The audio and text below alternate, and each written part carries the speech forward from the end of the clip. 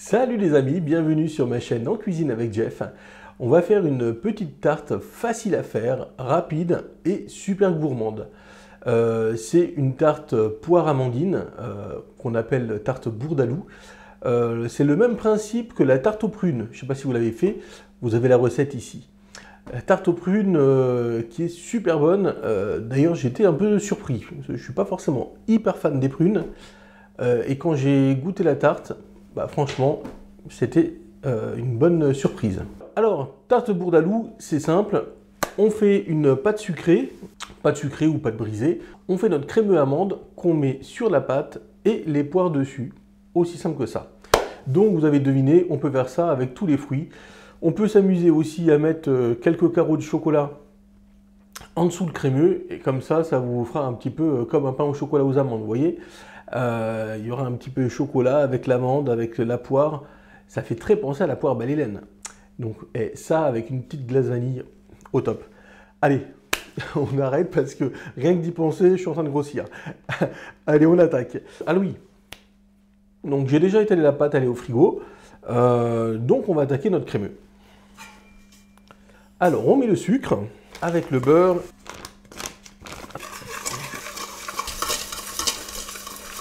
C'est plus facile quand le beurre est à température. Moi, il est encore un peu froid. En mettant l'œuf, ça va nous arranger les choses. On commence par un œuf, histoire de bien lisser la crème.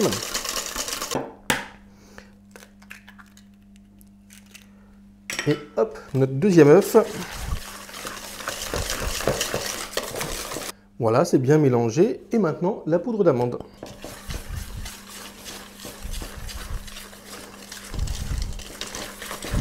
On met une petite goutte de rhum.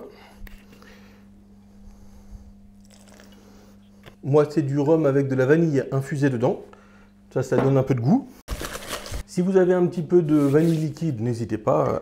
Bon, on va préparer nos poires. Donc, on va commencer par les éplucher. Alors, vous pouvez prendre les poires que vous voulez. Moi, j'ai pris des comices. C'est mes poires préférées.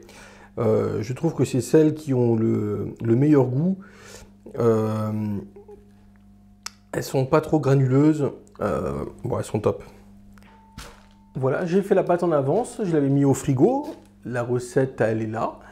Voilà, donc on la met bien entre deux feuilles de papier cuisson pour l'étaler. Parce que c'est une pâte assez fragile. Et donc voilà, là elle est bien froide. J'ai mis mon four à préchauffer à 210 et on va attaquer. Donc on commence par piquer notre pâte.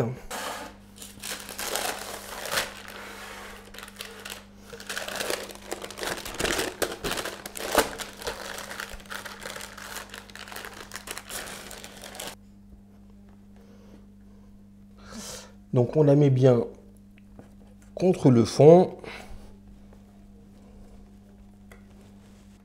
Un petit coup de couteau pour enlever le surplus.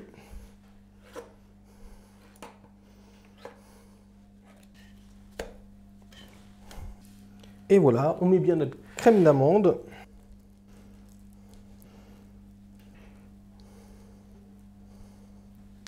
Voilà, notre crème d'amande est mise. Maintenant, on n'a plus qu'à mettre nos poires. Alors les poires, on va les trancher. Voilà, on met des tranches régulières. Et voilà, on incline un peu.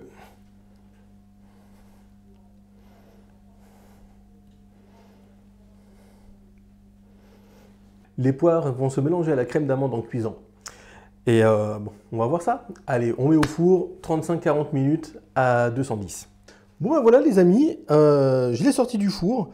Voilà, 10 minutes avant la fin, j'ai enlevé mon cercle sur les bords pour que ça cuise bien le bord de la pâte. Maintenant, hop, il nous manque juste à mettre un petit coup de nappage.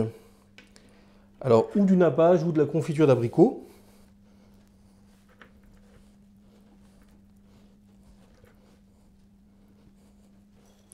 Voilà. Et ici, on a quelques amandes effilées. Voilà, un petit peu d'amande.